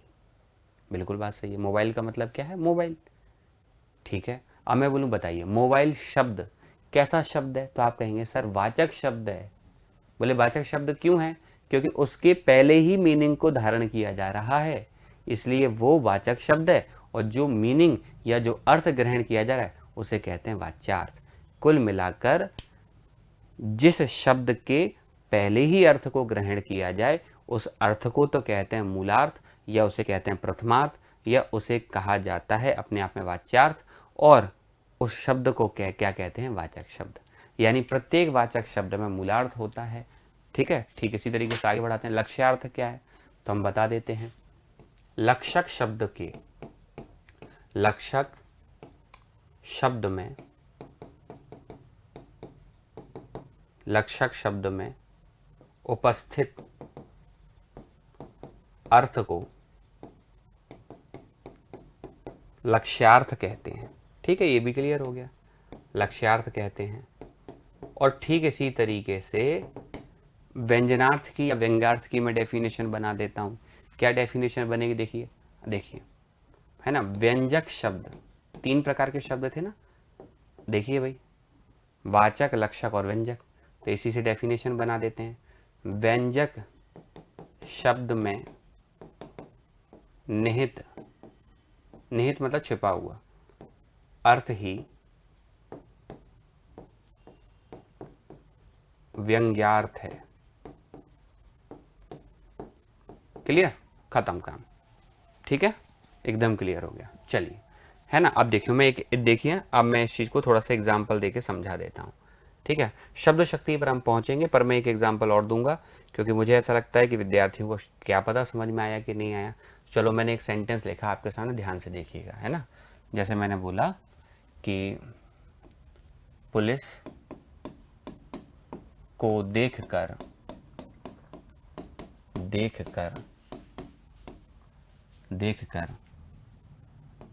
चोर 9-2-11 हो गए। पुलिस को देखकर चोर 9-2-11 हो गए। अब चलो, मेरा सभी विद्यार्थियों से विनम्र निवेदन है कि वो बताएं 9-2-11 होने का यहाँ पर सेंस क्या है। ठीक है, 9-2-11 हो गए। मैं इसको थोड़ा सा और अगर देखूं तो इसको थोड़ा सा और बड़ा कर देता हूँ, इसको ध्यान दीजिएगा, और थोड़ा सा कलर्ड कर देता हूँ ताकि आपको थोड़ा और स्पष्ट दिख जाए। देखिए, अब मुझे ये बताइए कि ये जो लिखा हुआ 9-2-11 हो गए, तो मैं आप लोगों से पूछना चाहूँगा कि यहाँ पर बताइए 9-2-11 के 2 सेंस हो सकते हैं। ठीक है, एक होता है कि पहले तो पुलिस आई थी, तब तक तो चोर 9 थे, 2 और आ गए, तो 9-2-11 मतलब 9 + 2 = 11। एक तो ये मतलब है इसका, यह इसका मतलब है भाई भाग जाना। ठीक है, अब आप तो पढ़े लिखे हैं। अब मैं अगर आप लोगों से कहूँ कि बताइए, ये जो है ये अपने आप में प्रथमार्थ है। भाई जो अर्थ है वही अर्थ है, ये तो अपने आप जो बोला वही है। इसी अर्थ को हम कहते हैं वाच्यार्थ। वाच्य मतलब बोलना, जैसा बोला वही अर्थ है, घुमा फिरा कर बात नहीं है, तो वाच्यार्थ कहलाता है। इसी को कहते हैं मूल अर्थ। तो ये तो हो गया मूल अर्थ यानी कि मूलार्थ। और जबकि इसको देखेंगे तो ये क्या है, तो ये अपने आप में आपने देखा तो ये प्रथमार्थ नहीं है, ये अपने आप में क्या है, ये है अपने आप में लक्ष्यार्थ। लक्ष्यार्थ कह लीजिए, या ये कह सकते हैं कि भाई ये कम से कम प्रथमार्थ तो नहीं है। अगर ये प्रथमार्थ नहीं है तो फिर क्या हो सकता है, द्वितीय, प्रथम के आगे का, यानी द्वितीयार्थ हम इसको कह सकते हैं। बिल्कुल बात सही है। अब बताइए, यहाँ पर अगर मैं कहूँ कि चलो मुझे बताएं कि ये जो पूरा आपको एक शब्द खंड दिख रहा है ये अपने आप में आपके लिए क्या है, तो बताइए यहाँ पर ये अपने आप में वाचक शब्द हुआ कि लक्षक शब्द हुआ। हाँ, अगर ऐसा अर्थ ग्रहण कर लेते तो शब्द होता लक्षक, है ना, माफ कीजिए, ऐसा अर्थ अगर ग्रहण कर लेते तो शब्द अपने आप में कौन सा हो जाता, शब्द अपने आप में हो जाता वाचक, और अर्थ अपने आप में कौन सा होता, है ना, अर्थ अपने आप में कौन सा हो जाता, वाच्यार्थ। वहीं दूसरी ओर अगर इस अर्थ को ग्रहण कर रहे हैं तो शब्द अपने आप में होगा कौन सा, लक्षक, और अर्थ अपने आप में कौन सा होगा, लक्ष्यार्थ। तो समझ में आ गया होगा कि भाई जहाँ वाचक शब्द है वहाँ वाच्यार्थ है, और जहाँ लक्षक शब्द है वहाँ लक्ष्यार्थ है। ठीक है, इतना मैंने समझाया, और फिर भी समझ में नहीं आया होगा तो लोड मत लेना, अभी आने वाले समय में इस चीज़ को थोड़ा सा विस्तार से और समझा देते हैं, देखिएगा, है ना, समझिएगा इस चीज़ को। देखना हम कहाँ तक पहुँच चुके हैं, हम पहुँच चुके हैं यहाँ तक। देखिए, मैं यहाँ तक एकदम चीज़ें क्लियर करवा देता हूँ। देखिए, है ना, एक एक करके बिल्कुल आगे बढ़ते हैं। देखिए, पहले बताइए शब्द किसे कहते हैं, तो आप क्या बोलेंगे? वर्णों या अक्षरों से मिलकर बनने वाली इकाई शब्द कहलाती है। अर्थ किसे कहते हैं, तो क्या बताएंगे? बुद्धि के द्वारा जो आशय या तात्पर्य ग्रहण किया जाए उसे अर्थ कहते हैं। क्लियर? शब्द शक्ति के आधार पर शब्द के कितने भेद हैं? 3। वाचक, लक्षक और व्यंजक। वे शब्द जिनमें अभिधा शब्द शक्ति पाई जाए, या वे शब्द जिनके सामान्य अर्थ को ग्रहण किया जाए, वाचक शब्द। वे शब्द जिनमें लक्षणा शब्द शक्ति पाई जाए, या जिनके विशेष अर्थ को या दूसरे अर्थ को या घूमे हुए अर्थ को धारण किया जाए, वो लक्षक शब्द है। और वे शब्द जिनमें व्यंजना शब्द शक्ति पाई जाए, वो व्यंजक शब्द है। इतना आपने जान लिया। ठीक है, फिर आपने जाना शब्द शक्ति के आधार पर अर्थ के कितने भेद हैं, तो 3 अर्थ हो गए भाई। जहां जहां वाचक शब्द होगा वहां वहां अर्थ कौन सा पाया जाएगा? वाच्यार्थ, यानी फर्स्ट मीनिंग। जहां जहां पर लक्षक शब्द होगा वहां अर्थ कौन सा पाया जाएगा? लक्ष्यार्थ, यानी सेकंड मीनिंग। और जहां जहां पर व्यंजक शब्द होगा वहां वहां पर आप जानते हैं कौन सा अर्थ पाया जाएगा? व्यंग्यार्थ। ठीक है, चलिए अब जान लेते हैं भाई। तो इतना क्लियर हो गया। अब आते हैं हम कि अब बताइए, शब्द समझ में आ गया, अर्थ समझ में आ गया, अब हम शब्द शक्ति किसे कहें। तो अब देखा, आपने देखा शब्द और अर्थ के बीच में बहुत सारी चीजें उलझी हुई हैं। इसी आधार पर हमने शब्द शक्ति की परिभाषा बनाते हैं। क्या बनाएंगे कि कोई भी शब्द है तो शब्द में निहित, निहित मतलब छिपी हुई, इनबिल्ट बोल सकते हैं, छिपी हुई, छिपा हुआ, है ना, छिपा हुआ। शब्द में निहित अर्थ का, अर्थ को समझाने वाली शक्ति, शब्द में निहित अर्थ को समझाने वाली या बोध कराने वाली,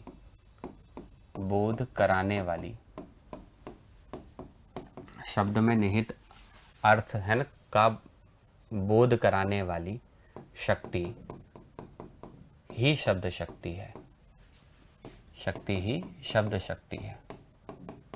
ठीक है, इतना हमने लिख दिया, बिल्कुल बात सही है। ठीक है, और रही बात ये कि इस टॉपिक की शुरुआत किसने की या इस टॉपिक के प्रतिष्ठापक कौन है, तो इस टॉपिक के सही मायने में जो प्रतिष्ठापक माने जाते हैं वास्तव में, वो माने जाते हैं आचार्य विश्वनाथ। ठीक है, आचार्य विश्वनाथ। अब आप सोचेंगे आचार्य विश्वनाथ, सर हमने ये नाम तो जो है ये सुना था हमने कहाँ पर, रस वाले टॉपिक में, क्योंकि आचार्य विश्वनाथ के ग्रंथ का नाम है साहित्य दर्पण। ठीक है, आचार्य विश्वनाथ के ग्रंथ का नाम है साहित्य दर्पण। और साहित्य दर्पण के अंतर्गत, ध्यान रखना, ये वही साहित्य दर्पण है जिसके अंतर्गत आपको एक रस मिलता है, कौन सा? वात्सल्य रस। और ये वही साहित्य दर्पण है जिसके अंतर्गत स्टेटमेंट मिलता है रसात्मकम वाक्यम काव्यम, है ना। ये पूरा की पूरा जो स्टेटमेंट है, ये पूरी जो जानकारी है वो रस टॉपिक में उपलब्ध है। ठीक है, रस टॉपिक आप देख लीजिएगा जब भी आपको मौका मिले। पर ध्यान रखना, जितने भी वीडियो को देखो उन्हें कोशिश तो किया करो कि मैक्सिमम विद्यार्थियों तक आप जो है पहुंचा दें। हम तो अपनी तरफ से कोशिश करते ही हैं, लेकिन अगर आप भी प्रयास करेंगे तो प्रयास में और गतिशीलता आएगी, ज़्यादा से ज़्यादा विद्यार्थियों तक गुणवत्तापूर्ण कंटेंट पहुंचेगा। और ये कभी मत सोचा करो कि अगर मान लीजिए कंपटीशन है, बाकी सब ने पढ़ लिया तो क्या। अरे भाई, कोई किसी को दुनिया में असफल नहीं कर सकता। मान लीजिए ऐसे अगर हो रहा होता तो कोई भी टीचर यूट्यूब पर लेक्चर लेकर क्यों आता? फिर तो टीचर को भी लगेगा लो बाकी टीचर जो हमारे समकक्ष अलग अलग संस्थानों में पढ़ा रहे हैं तो वो भी देख लेंगे। अरे तो क्या हो गया भाई, कोई किसी को असफल नहीं कर सकता। अगर कोई कर सकता है तो वो कर सकता है किसी न किसी को सफल। कुल मिलाकर आप किसी को डुबो नहीं सकते, इतने आप में सामर्थ्य नहीं है। हाँ, लेकिन अगर आपने हाथ आगे बढ़ा दिया तो कोई व्यक्ति ऊपर जरूर आ सकता है। तो हाथ बढ़ाने पर ध्यान दीजिए, डुबाने पर ध्यान मत दीजिए। ठीक है, चलो तो आगे बढ़ाते हैं। हमने देखा, अच्छा, शब्द में निहित अर्थ को समझाने वाली या बोध कराने वाली शक्ति ही शब्द शक्ति है। और इस टॉपिक को शुरू किसने किया था? तो इस टॉपिक को शुरू किया था सही मायने में आचार्य विश्वनाथ ने, जो शब्द शक्ति के प्रतिष्ठापक आचार्य हैं। और विश्वनाथ के अनुसार अगर हम देखें तो शब्द शक्ति के आपको कुल मिलाकर के जो भेद मिलते हैं, वो कौन कौन से भेद मिलते हैं, उन भेदों को भी जान लेते हैं। वो भेद हैं आपके सामने 3, जिनमें से पहला नाम है आपके सामने अभिधा शब्द शक्ति, दूसरा नाम है लक्षणा शब्द शक्ति, और तीसरा नाम है व्यंजना शब्द शक्ति। ऐसे कुल मिलाकर आपके सामने शब्द शक्ति के 3 भेद हो चुके हैं, अभिधा शब्द शक्ति, लक्षणा शब्द शक्ति और व्यंजना शब्द शक्ति। क्लियर हो गई बात? चलिए आगे बढ़ाते हैं। अब जानते हैं अभिधा शब्द शक्ति क्या है। तो ध्यान दीजिएगा, है ना। अब देखिए भाई, हमने क्या लिखा है ना, तो मैं लिखना चाहूँगा शब्द शक्ति के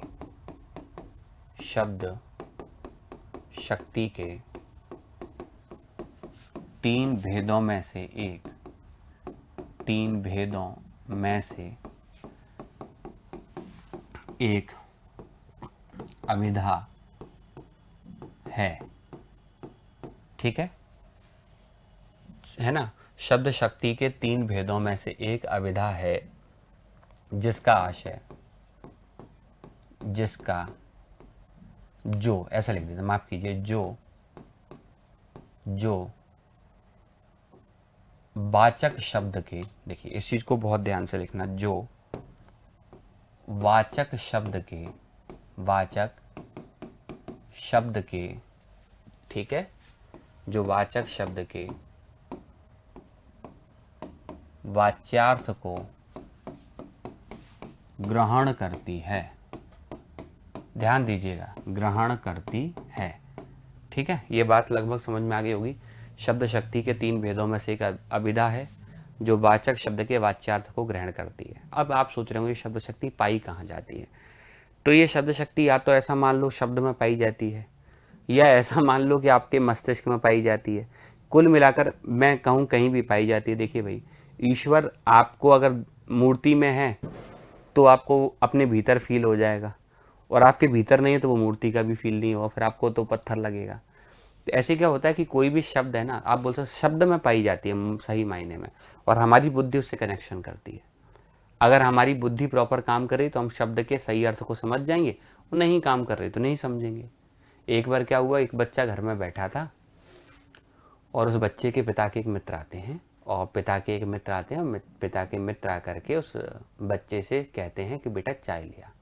बच्चा अपने पिता के मित्र को यानी अपने अंकल को चाय पिलाता है, और जैसे ही उसने चाय पिलाई तो अंकल ने बोला, अरे अरे बेटा, हम बहुत खतरनाक लोग हैं, मक्खी चूस हैं, हम तो बहुत बड़े मक्खी चूस हैं।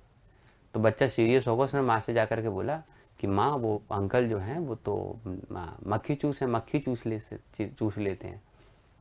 तो माँ ने बोला कि मक्खी चूस का मतलब बेटा ये नहीं होता कि मक्खी को पकड़ के और चूस लिया आइसक्रीम की तरह। मक्खी चूस का मतलब था कंजूस। तो बच्चे की बुद्धि में लक्षणा शब्द शक्ति काम ही नहीं कर रही थी, तो वो मतलब ही नहीं समझ पाया, वो तो अलग अर्थ में ले गया। तो शब्द शक्ति बड़ी कायदे की चीज़ है, बड़ी मानने की चीज़ है। शब्द शक्ति के 3 भेदों में से एक अभिधा है जो वाचक शब्द के वाच्यार्थ को ग्रहण करती है। बोले कैसे? देखिए, मैंने आपके सामने एक सेंटेंस लिखा, सेंटेंस देखिएगा ना। जैसे मैं लिख दिया, वह आज सुबह आएगा, आज सुबह आया है, मान लो मैंने लिख दिया। ठीक है, चलो अब मैंने आपसे मान लीजिए अंडरलाइन। अब देखिए, अभी ये मत सोचो कि सर क्वेश्चन कैसे पूछेंगे, टॉपिक पूरा होने दो।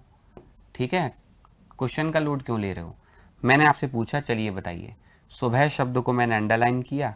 अब मैं सिंपल सा आपसे पूछ रहा हूँ, एकदम सिंपल सी बात, सुबह शब्द किस प्रकार का शब्द है? ठीक है, दूसरा मैंने आपसे पूछा सुबह शब्द का अर्थ किस प्रकार का है, और तीसरा जो सुबह शब्द है इसमें कौन सी शब्द शक्ति पाई जा रही है। मुझे लगता है कि आप तीनों का जवाब देने में सक्षम है। चलिए अब मुझे बताइए, सुबह का मतलब क्या है? सुबह, सुबह का कोई अन्य मतलब तो है नहीं भाई कि घूम फिर करके दूसरा मतलब निकल रहा होगा। ठीक है, तो जब सुबह का मतलब सुबह है तो इसका मतलब यहाँ पर पहला ही अर्थ ग्रहण किया जा रहा है, और आप सब जानते हैं जहाँ पहला अर्थ ग्रहण किया जाए, जहाँ मूल अर्थ को ग्रहण किया जाए, तो वो अर्थ कौन सा होता है? वो अर्थ होता है या तो वाच्यार्थ, या होता है मूलार्थ, या होता है प्रथमार्थ। ठीक है, तो इसी चीज़ को मैं लिख देता हूँ। कौन सा अर्थ है यहाँ पर? मैं लिख दिया, अरे भाई अर्थ तो मूलार्थ है, अर्थ तो प्रथम है, और अर्थ तो अपने आप में वाच्यार्थ है। ठीक है भाई, हो गया भैया ये। अब बताइए, अगर मूलार्थ ग्रहण किया जा रहा है तो मूलार्थ कौन से शब्द से जुड़ा रहता है? वाचक शब्द से, लक्षक शब्द से, व्यंजक शब्द से। तो नो डाउट आप जानते हैं जहाँ सामान्य अर्थ है ना, मूल अर्थ या प्रथमार्थ ग्रहण किया जाए तो शब्द कौन सा होता है? वाचक शब्द होता है। और ध्यान दीजिएगा, जहाँ वाचक शब्द हो, मूलार्थ हो, प्रथमार्थ हो, वाच्यार्थ हो, तो शब्द शक्ति कौन सी होती है? अभिधा। इसीलिए प्यारे विद्यार्थियों, परिभाषा का स्टैंडर्ड मेंटेन किया गया है और क्या बना दिया हमने? देखिए, वह शब्द शक्ति की 3 भेदों में से एक अभिधा है। बिल्कुल सही लिखा है भाई, कोई गलती नहीं है। जो देखिए वाचक शब्द के वाच्यार्थ को ग्रहण करती है। कुल मिलाकर वाचक शब्द के, देखिए इतना तो बोलना पड़ेगा ना यार, ऐसा थोड़ी ना है कि कोई भी कुछ भी बोल दिया उठा के, जो मुंह में आया वो बोल दिया। ये ट्रिक्स वगैरह वाली वीडियोस मत देखा करो कि 5 मिनट में ये समाप्त, 3 मिनट में ये समाप्त। कोई समाप्त नहीं होता, कॉन्सेप्ट पर काम करो। हमने कहा अभिधा शब्द शक्ति किसे कहते हैं, तो आप क्या बताएंगे? वाचक शब्द के, कौन सा शब्द? वाचक शब्द। कौन सा अर्थ? वाच्यार्थ। वाचक शब्द के वाच्यार्थ को ग्रहण करने वाली शक्ति ही अभिधा शब्द शक्ति है। और इसी कारण से इस शब्द शक्ति को, इस शब्द शक्ति को प्रथमा शब्द शक्ति, अग्रिमा शब्द शक्ति भी कहा जाता है। ठीक है, उम्मीद है बात समझ में आ गई होगी। ठीक है, चलो एक बात अब आप क्लियर समझ गए होंगे, और ना समझ में आया होगा तो मैं भी वापस से कुछ देर के बाद समझाऊंगा। अब आते हैं हम लक्षणा शब्द शक्ति पर। ठीक है, ठीक इसी तरीके से अब मुझे बताइए, अगर बात आ रही लक्षणा शब्द शक्ति की, तो जरा सोच कर देखिए लक्षणा शब्द शक्ति किन शब्दों में पाई जाती होगी और कौन सा अर्थ ग्रहण करते होंगे। देखिए किन शब्दों में पाई जाती होगी लक्षणा शब्द शक्ति, तो देखिए आप मुझे बताइए, है ना, लक्ष्यार्थ को ग्रहण करेंगे। और कौन से शब्दों में पाई जाएगी, तो आप जानते हैं लक्षक शब्दों में पाई जाएगी। इसलिए डेफिनेशन हम इन सब की मिला करके बना देते हैं। और डेफिनेशन कैसी बनाएंगे, तो डेफिनेशन देखिएगा, मैंने कहा कि लक्षणा शब्द शक्ति, है ना, मैंने लिख दिया शब्द शक्ति के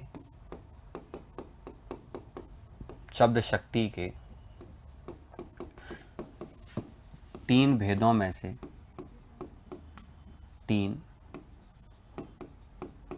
भेदों में से एक लक्षणा है,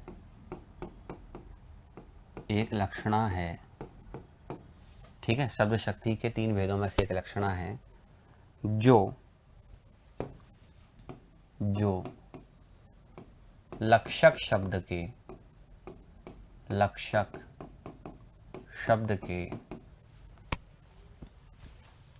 लक्ष्यार्थ को,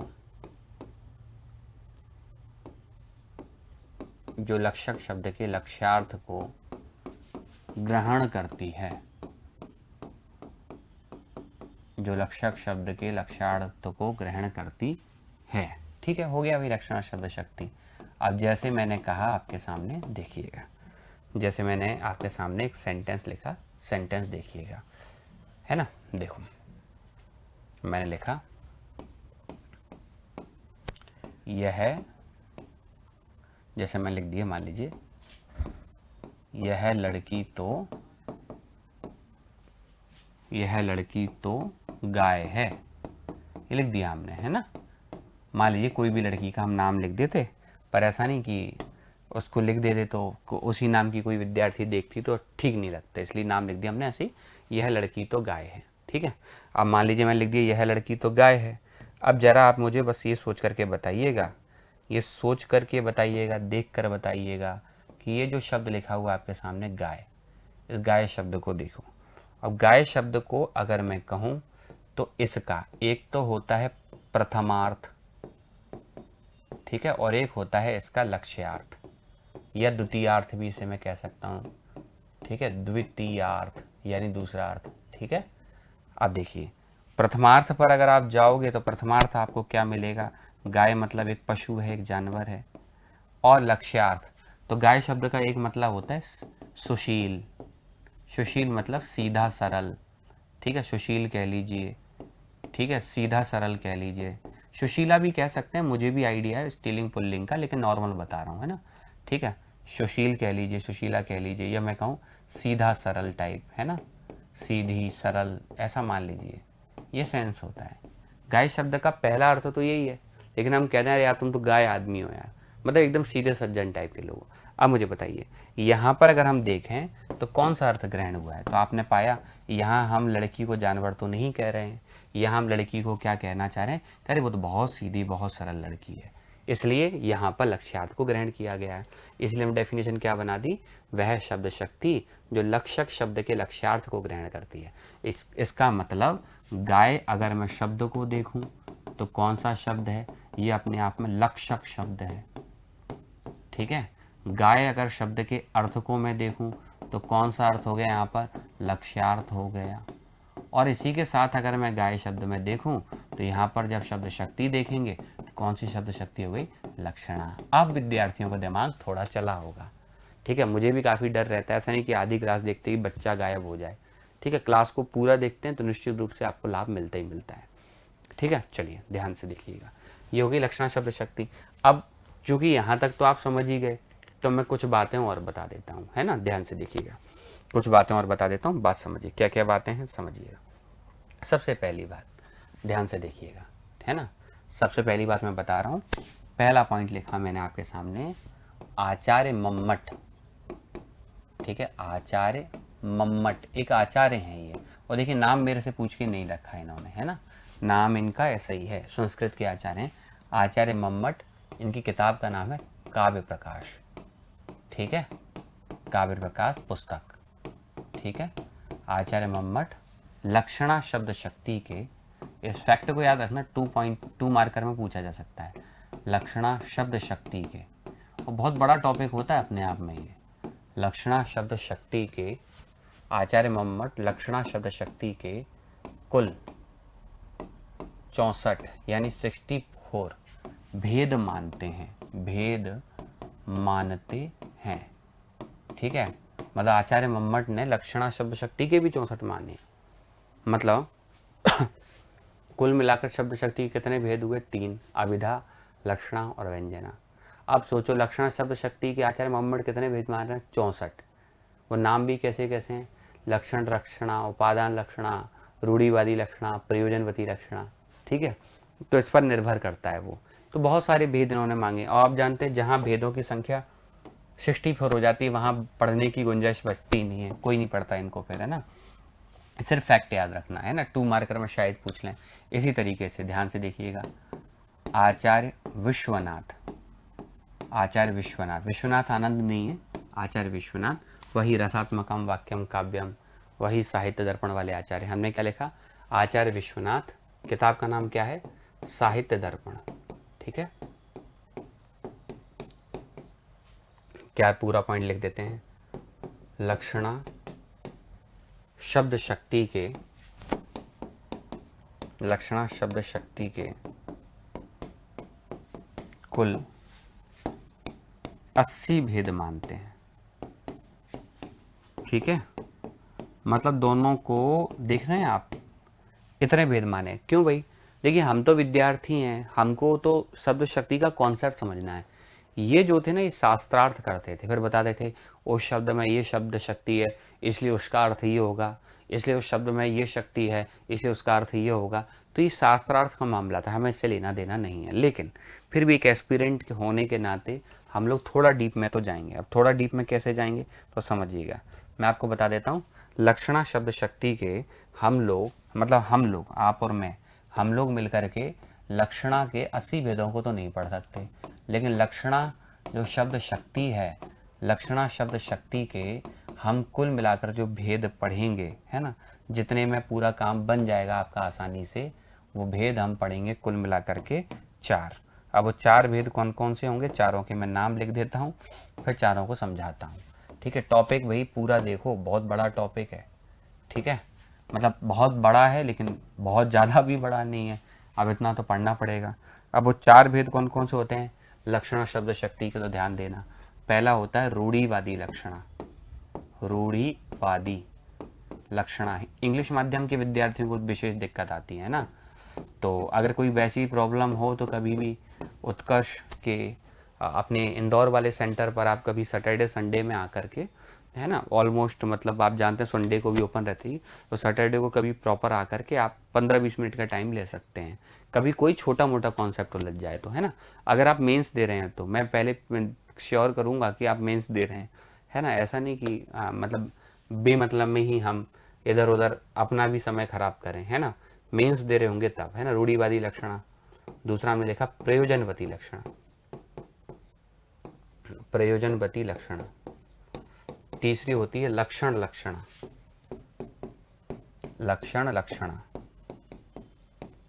और चौथी होती है उपादान लक्षणा। ये हो गए भाई 4।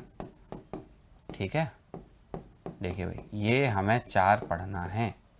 कौन कौन से? रूढ़िवादी लक्षणा, प्रयोजनवती लक्षणा, लक्षण लक्षणा, ठीक है, लक्षण लक्षणा, ठीक है, और कौन सी है भाई? उपादान लक्षणा। देखो मैं अक्षर को थोड़ा अच्छे मन से लिख देता हूँ, ऐसे टालम टोली वाला नहीं। लक्षण लक्षणा, तो लक्षणा शब्द शक्ति के हमने 4 भेद ले लिए। ठीक है, रूढ़िवादी लक्षणा का मैं एग्जाम्पल देकर आपको समझा देता हूँ। जैसे मान लीजिए मैंने एक सेंटेंस लिखा, ध्यान से देखिएगा। मैंने बोला तलवारें, है ना, जैसे ऐसे लिख देता हूँ, देखिएगा। खाकी वर्दी, खाकी वर्दी घूम रही है। ध्यान से देखना भाई, खाकी वर्दी घूम रही है, ये मैंने लिख दिया आपके सामने। ठीक है, मान लीजिए मैंने ऐसे लिख दिया। ठीक है, अब खाकी वर्दी घूम रही है मैंने ऐसे लिख दिया। अब मुझे बताइए, कभी ऐसा होता है कि खाकी वर्दी घूम रही हो, सच में खाकी वर्दी अकेली घूम रही हो, ऐसा होता है क्या? हम जानते हैं कि रूढ़ी मतलब स्टीरियोटाइपिंग, ऑर्थोडॉक्स बोल सकते हैं, तो आप देखते हैं परंपरा बोल सकते हैं, मान्यता बोल सकते हैं। तो आपने देखा होगा कि खाकी वर्दी, वैसे तो हम जानते हैं खाकी जो कपड़े हैं वो तो आप देखेंगे बहुत सारे प्रोफेशन में यूज होता है ना। इंडियन आर्मी में होता है, सेना में होता है, ऑटो ड्राइवर करते हैं, बस ड्राइवर करते हैं, पुलिस विभाग में होता है। खाकी कपड़े पहनने पर तो प्रतिबंध है नहीं, लेकिन खाकी वर्दी जो शब्द है ये आपने देखा होगा कि परंपरागत तौर पर आपको केवल और केवल पुलिस विभाग के लिए प्रयोग होता मिलता है, केवल और केवल पुलिस के लिए। तो अगर मान लीजिए हमने कहा खाकी वर्दी घूम रही है, इसका मतलब है कि पुलिस प्रशासन के कुछ लोग घूम रहे हैं। तो यही तो होता है। देखिए भाई, आपने क्या देखा कि यहाँ पर आप लोग ये देखिए कि जो शब्द दिया हुआ है, जो शब्द दिया हुआ है उसका मूल जो अर्थ है, जो उसका प्रथमार्थ है, वो तो दब गया, क्योंकि खाकी वर्दी घूम रही है ऐसा तो है ही नहीं। तो खाकी वर्दी का अर्थ कपड़ा तो नहीं हुआ, कपड़ा तो नहीं हुआ। अगर मान लीजिए कपड़ा अर्थ हो जाता तो उसमें शब्द शक्ति कौन सी हो जाती? अभिधा। जैसे मैंने बोला वह बाजार से खाकी वर्दी लाया, देखो अंतर समझो, वह बाजार से खाकी वर्दी लाया, तो खाकी वर्दी का तो मतलब सच में खाकी वर्दी है। और अगर ये कह दिया खाकी वर्दी घूम रही है तो उसका सेंस क्या निकलता है? अरे वही पुलिस वाले घूम रहे हैं। जैसे मान लीजिए उत्कर्ष की शर्ट जो है वो ब्लैक कलर की है, टीचर्स की, मान लीजिए, और ईश्वर करेगा सफलता मिलेगी निश्चित रूप से।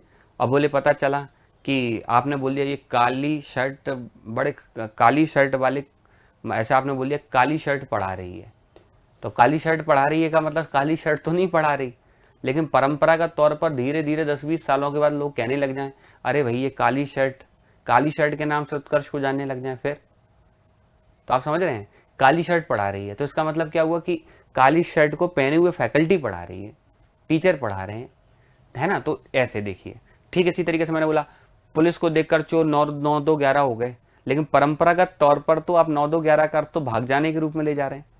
उसे देखकर मैं पानी पानी हो गया, मतलब शर्मा गया, बीच बीच भरी सभा में सबके सामने वह पानी पानी हो गया, मतलब शर्मसार हो गया, उसने मेरे काम पर पानी फेर दिया। तो पानी फेरने का अर्थ क्या है? परंपरागत तौर पर बर्बाद कर देना। यहाँ ऐसी जगह पर रूढ़िवादी लक्षणा होती है। रूढ़ी या परंपरा के आधार पर, आप चाहे तो लिख भी सकते हैं, रूढ़ी या परंपरा के आधार पर शब्द का अर्थ ग्रहण किया जाए, वहां रूढ़िवादी लक्षणा। समझ गए होंगे। और लक्षण लक्षणा फिर क्या होगा? लक्षण के आधार पर जहां शब्द का अर्थ ग्रहण किया जाए। जैसे मान लीजिए मैंने आपके सामने लिख दिया, देखो अभी लिखा था मैंने, वह शेर है, जैसे मैंने लिख दिया लड़का तो शेर है, लड़का तो शेर है, जैसे मैंने लिख दिया, है ना। मान लीजिए मैंने एक और सेंटेंस लिख दिया, अरे, कई बार हम व्यंग्य कर देते हैं, अरे गांधी जी आ गए, गांधी जी आ गए बोल देते ना। जैसे मान लीजिए हमारे बीच में कोई इस टाइप का व्यक्ति हो जो बड़ा अहिंसक टाइप का हो, हम बोला अरे गांधी जी आ गए, तो गांधी जी नहीं आए, गांधी जी ऐसे लक्षणों के आधार पर हमने उसको गांधी जी कह दिया, इसीलिए यहां पर लक्षण लक्षणा है। तो हमने कहा कि भाई परंपरा के आधार पर शब्द का अर्थ ग्रहण किया जाए तो रूढ़िवादी लक्षणा, और लक्षण के आधार पर अगर लक्षण के आधार पर अगर अर्थ ग्रहण किया जाए तो लक्षण लक्षणा, बहुत बारीक सा अंतर होता है। जैसे एक बर्तन में गाय का दूध है, भैंस का दूध है, और आपसे पूछे दोनों में बताइए कौन सा गाय का कौन सा भैंस का है, तो बड़ा कठिन काम है। ऐसे ही वैसे मैं बता दूं कि लक्षणा शब्द शक्ति के भेदों को कोई नहीं पढ़ता है, पर आप फिर भी 4 परिभाषाएं तो कम से कम याद कर जाओ, क्योंकि अगर पेपर देने को मिला है तो कहीं ऐसा ना हो कि फिर अगले वर्ष का फिर इंतजार करना पड़े, तो इसलिए बिल्कुल रिस्क नहीं लेना है। ठीक है, तो रूढ़िवादी लक्षणा, लक्षण रक्षणा, परिभाषाएं तो कम से कम बना दो। उपादान का मतलब होता है अंग। अब जैसे मान लीजिए मैंने आपके सामने एक सेंटेंस लिखा कि हाथ पांव बचाकर कुश्ती लड़ना। मान लो एक गुरु ने अपने चेले से कहा कि हाथ पांव बचाकर कुश्ती करना, ये हाथ पांव बचाकर कुश्ती लड़ना। ठीक है, तो इसका मतलब क्या है कि शिष्य अपने गुरु की बात को एकदम सीरियस ले गया। हाथ और पांव तो बचा लिए, लेकिन नाक नहीं बचा पाया, मुंह नहीं बचा पाया, दांत नहीं बचा पाया। अरे किसी भी कोई व्यक्ति कहे भैया थोड़ा हाथ पांव बचाकर काम करो, तो इसका मतलब क्या हुआ, हाथ भी बचाना है, पांव भी बचाना है, और बाकी पूरा शरीर बचाना है। तो जब भी कभी मैं ये कहूं कि ऐसा हो कि जो शब्द हैं उनका अर्थ कुछ अलग निकले, लेकिन वो शब्द पूरी तरीके से गायब भी ना हो, उस अर्थ के अंतर्गत समाहित भी हो जाएं, वहाँ उपादान लक्षण होगी। जैसे मैंने बोला आपसे कि काम करो, मुख्य परीक्षा निकालनी है तो हिंदी आदि पढ़ के जाना। तो आप क्या सिर्फ हिंदी पढ़ के जाओगे कि सब कुछ पढ़ के जाओगे? सब कुछ पढ़ के जाओगे, लेकिन हिंदी भी उसमें शामिल होगी। इसलिए वहाँ मेरे पर बोलने के भाव में उपादान लक्षण है। मैं चारों की परिभाषा लिखाऊंगा, बेफिक्र रहिएगा। प्रयोजन का मतलब होता है उद्देश्य, केवल समझाने काम में आती है शब्द शक्ति। जैसे मैंने बोला कि मेरा घर कूनों पर है। मान लो मैंने ऐसा कह दिया, मेरा घर कूनों पर है, तो भाई मेरा घर कूनों नदी के ऊपर तो बन ही नहीं सकता। इसका सेंस क्या हुआ कि मेरा घर कूनों के आसपास है। मतलब उद्देश्य, समझाने के उद्देश्य से, जहां वक्ता बोलेगा श्रोता अपने आप समझेगा, दोनों के कम्युनिकेशन पर निर्भर करेगा सब कुछ, तो वहां होती है प्रयोजनवती लक्षणा। कुल मिलाकर के चारों की अगर हम डेफिनेशन लिखना चाहें तो ऐसे लिख सकते हैं। कोई कहे कि रूढ़िवादी लक्षणा क्या है तो आप बताएंगे। देखिए मैं 4 डेफिनेशन के लिए यहाँ पर स्पेस प्रिपेयर कर रहा हूँ। पहला हमें जानना है रूढ़िवादी लक्षणा, ठीक है, रूढ़िवादी लक्षणा पहला। दूसरा हमें जानना है प्रयोजनवती लक्षणा, प्रयोजनवती लक्षणा, ठीक है। तीसरा हमें जानना है लक्षण लक्षणा, ठीक है। और चौथा हमें जानना है उपादान लक्षणा। ये हमने लिख दिया, ठीक है। चारों की डेफिनेशन देखते हैं। जब परंपरा के आधार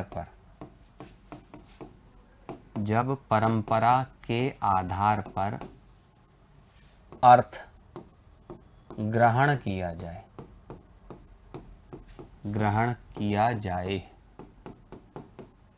ठीक है। जब उद्देश्य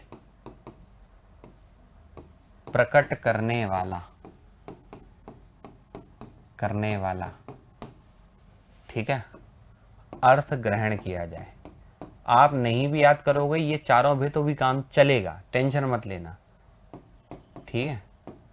पर मैं कहूँ इनमें से भी क्या याद करना है, तो एक तो ये याद रखो रूढ़िवादी लक्षणा, और एक याद रखो उपादान लक्षणा।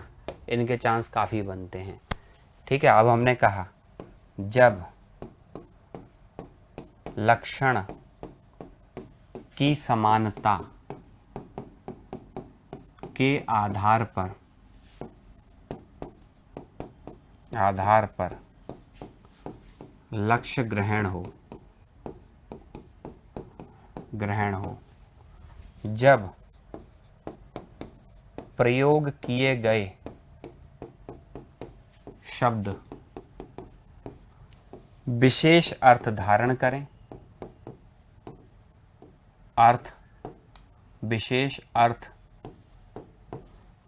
करें, तथा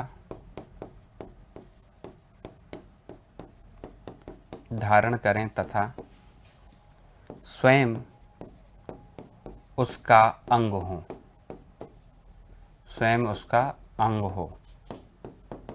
ठीक है, चलो जैसे मैंने बताया था हाथ पांव बचाकर कुश्ती लड़ना, तो ऐसे, हालांकि वो इतना ज़्यादा जरूरी नहीं है, मैं अभी भी कहूँगा आपको, आपको तो पता रखना है भाई शब्द शक्ति क्या है, अभिधा क्या है, लक्षणा क्या है, व्यंजना क्या है, वाचक क्या है, लक्षक क्या है, व्यंजक क्या है, वाच्यार्थ क्या है, लक्ष्यार्थ क्या है, व्यंजनार्थ क्या है, ये आपको ध्यान से याद रखना है। तो चलिए अभी मैं वापस से रिवीजन कराऊंगा, बेफिक्र रहिए। व्यंजना शब्द शक्ति की डेफिनेशन और बना देते हैं, ध्यान से देखिएगा। अब आप समझ गए होंगे, जैसे आपने देखा था अभिधा शब्द शक्ति में वाचक शब्द था, लक्षणा शब्द शक्ति में लक्षक शब्द था, और व्यंजना शब्द शक्ति में कौन सा शब्द आएगा, व्यंजक शब्द। और व्यंजना शब्द शक्ति में अर्थ कौन सा होगा, तो अर्थ होगा व्यंगार्थ। वहां था अभिधेयार्थ, लक्ष्यार्थ, और अब कौन सा आएगा, व्यंगार्थ। तो परिभाषा कैसे बनाएंगे, परिभाषा देखिएगा, है ना, देखिएगा। शब्द शक्ति का एक भेद, शब्द शक्ति का एक भेद जो व्यंजक शब्द से, व्यंजक शब्द, और व्यंजक शब्द जो ज्यादातर आपको मिलेगा अधिकांशतः, ठीक है, अधिकांशतः व्यंजक शब्द कौन सा होता है, अधिकांशतः बता रहा हूं मैं आपको। वैसे तो व्यंजना शब्द शक्ति के कुल मिलाकर 200 भेद मिलते हैं, लेकिन जो परीक्षाओं में आते हैं मैं उनकी बात कर रहा हूं। तो अधिकांशतः आपको जो शब्द मिलेगा वो मिलेगा समय सूचक, समय सूचक, समय दिया होगा, अभी देखते हैं ना। शब्द शक्ति का एक भेद जो व्यंजक शब्द से, जो व्यंजक शब्द से व्यंग्यार्थ को, जो व्यंजक शब्द से व्यंगार्थ को ग्रहण करती है, ग्रहण करती है। जैसे, अब ध्यान से देखिएगा, मैंने आपके सामने जैसे करके एक सेंटेंस लिखा कि माँ ने अपनी बेटी से कहा, माँ ने अपनी बेटी से कहा कि बेटी, ठीक है, माँ ने, चलो ऐसे लिख देता हूं मैं, एक ही बार बन जाए। जैसे मैंने सेंटेंस लिया, रात हो चुकी है। अब जरा एक आइडिया लगाइए भाई, पहली बात तो समय संबंधी शब्द मिल रहा है, तो ये बात एकदम तय है कि समय संबंधी शब्द केवल और केवल आपको जो मिलेगा वो कहाँ मिलेगा, व्यंजना शब्द शक्ति में। अब मैंने सेंटेंस लिया रात हो चुकी है, और रात हो चुकी है, अगर इस शब्द के आप कई सारे मायने ग्रहण करेंगे तो जरा सोचकर देखिएगा कि एक माँ अपनी बेटी से कहे कि बेटी रात हो गई है, तो इसका मतलब हुआ कि बेटी रात हो चुकी है, दरवाजे बंद करो और भीतर रहो ताकि सुरक्षा का मामला है। मान के चलिएगा, अगर एक चोर दूसरे चोर से कहे कि चलो रात हो गई है, मतलब चोरी करने का समय हो गया है। अगर मान के चलिएगा एक पुजारी दूसरे पुजारी से कहे कि पंडित जी रात हो गई है, तो इसका मतलब ये है कि कहीं ना कहीं आरती, शयन आरती का समय हो गया है, मंदिर के दरवाजे बंद करने का समय हो गया है। और मान के चलिएगा ये बात अगर एक शराबी दूसरे शराबी से कहे कि रात हो गई है, तो इसका क्या मतलब होगा। और ज़रा सोचकर चलिएगा कि अगर एक पुलिस वाला दूसरे पुलिस वाले से कहे कि चलो रात हो गई है तो आप समझ गए होंगे कि अलग अलग जगह पर अलग अलग प्रकार से अर्थ प्राप्त होते हैं, है ना। मतलब शब्द एक अर्थ अनेक, ये विशेषता मिलेगी आपको कहाँ पर, और वो भी समय संबंधी शब्दों की व्यंजना शब्द शक्ति में। मैं अभी फिर से कह रहा हूँ, पूरी जिम्मेदारी के साथ कह रहा हूँ, समझिएगा। शब्द शक्ति का हम एक, आप समझिए, बहुत छोटा सा हिस्सा हम पढ़ते हैं। शब्द शक्ति दर्शन का विषय है, और दर्शन में भी कहाँ, मीमांसा दर्शन में। तो वहाँ पर जब ग्रंथ में वर्णित शब्दों पर जब चर्चाएं होती हैं तो शब्द शक्ति की बहुत ज़्यादा आवश्यकता पड़ती है। लेकिन चलिए फिर भी हम खैर अपनी तरफ से कोशिश कर रहे हैं, और मैं आपको बता देता हूँ कि जो व्यंजना शब्द शक्ति है, जो व्यंजना शब्द शक्ति है ना, ध्यान दीजिएगा, इसके कुल भेद 200 से अधिक होते हैं। इसीलिए व्यंजना शब्द शक्ति को अलंकार के दृष्टि से दो भागों में बांट लेते हैं। शाब्दी व्यंजना, जहाँ शब्द की वजह से चमत्कार हो, और एक बांट देते हैं आर्थी व्यंजना, जहाँ अर्थ की वजह से चमत्कार हो। तो मैं ये कहूँगा ये विद्यार्थी जीवन में किसी काम का नहीं है, पर बताना मेरा काम है कि कहाँ कहाँ तक चीज़ें मिलती हैं। सिर्फ बता दिया ताकि कल के दिन कोई भी पीडीएफ उड़ती उड़ती आपके पास आई, उसमें शब्द शक्ति का भंडारा लगा हुआ है, तो आप उससे आकर्षित होकर के शब्द शक्ति की दुनिया में इतना ना चले जाएं कि आप ये भूल जाएं कि 6 में से एक पेपर 5 और 5 में से 8 क्वेश्चन में से 5वां क्वेश्चन और 5वें क्वेश्चन में से 10 टॉपिक हैं और 10 में से एक शब्द शक्ति है और शब्द शक्ति के 3 भेद हैं, उनमें से एक व्यंजना है और व्यंजना के अंदर आप पहुंच करके जबरन की स्टडी करें और अपने चयन को गवा दें। तो ऐसा मत करना, क्योंकि पढ़ना क्या है, तो इसके लिए आप यहाँ से इन प्रश्नों को देख करके अनुमान लगा सकते हैं कि अगर आपसे इन प्रश्नों के उत्तर नहीं बन रहे हैं तो पहले मैं हट जाता हूँ, आप प्रश्नों के उत्तर देखिए, जो नहीं बनेगा मैं बताऊंगा। ठीक है।